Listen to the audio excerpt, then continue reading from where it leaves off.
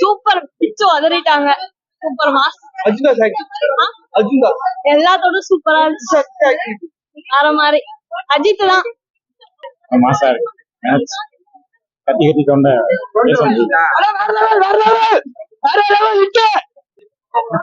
நிறைய இருக்கு. எப்படி எழுதினாரு என்ன பண்ணாருன்னு தெரியல. ரெஃபரன்ஸ் படத்துல ரெஃபரன்ஸ் இருக்கும், ரெஃபரன்ஸ் மட்டும்தான் படம் வந்துகிட்டே இருக்கு. பண்ண முடியல அந்த மாதிரி படம் தலைய வச்சு பாக்குறப்ப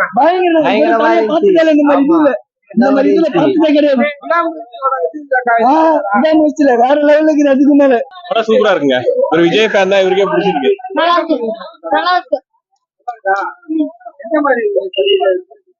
அப்பா பையனை பத்தி சொல்லிருக்காங்க.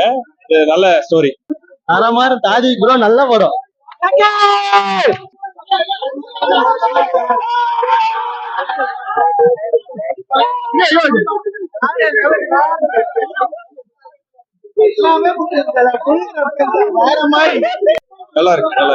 செம்ம வைபு. இதுக்கு மேல வேற என்ன வேணும்?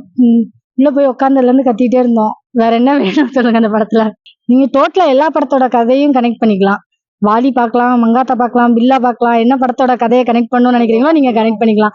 டோட்டலா சூப்பரா இருக்கும். ஏகேங்கிறதெல்லாம் தாண்டி ரெட் டிராகன் சொல்லி பேர் மாத்திடலாம்.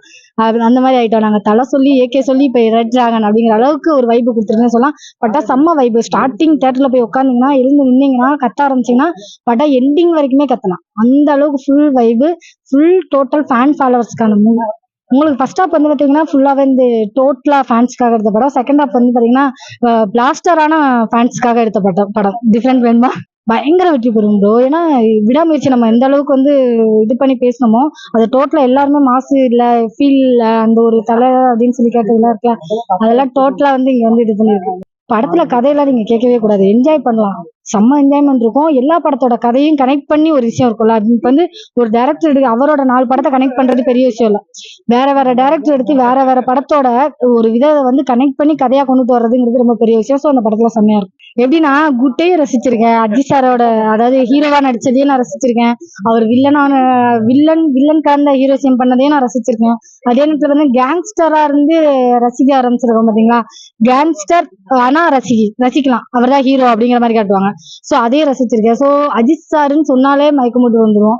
இதுல டோட்டலா எல்லாத்தையுமே நாங்க எதெல்லாம் ரசிச்சோமோ அது எல்லாத்தையும் டோட்டலா படத்துல கொடுத்துருக்காங்க. வாலியோட ஸ்டைல என்ன அப்படின்னா ஒரு ரொமான்ஸ் கலந்த ஒரு வில்லத்தனமான ஹீரோசம். சோ அந்த இதுல ரசிக்கலாம். அதே இது பாத்தீங்கன்னா ஒரு பேட் அப்படிங்கிறது எப்படின்னா ஒரு வில்லனை இதுல பாக்கலாம். அதே இது பாத்தீங்கன்னா அக்லிங்கிறது என்ன அப்படின்னா ஒரு கேங்ஸ்டர் கலந்த ஒரு இது அதே இதுல பாக்கலாம். சோ படம் சூப்பரா இருக்கும். பார்க்காம என்ஜாய் பண்றது தாண்டி பாத்தீங்கன்னா பயங்கர வைபா என்ஜாய் பண்ணலாம். டோட்டலா படம் முழுக்கவே வைபு தான் ப்ரோ.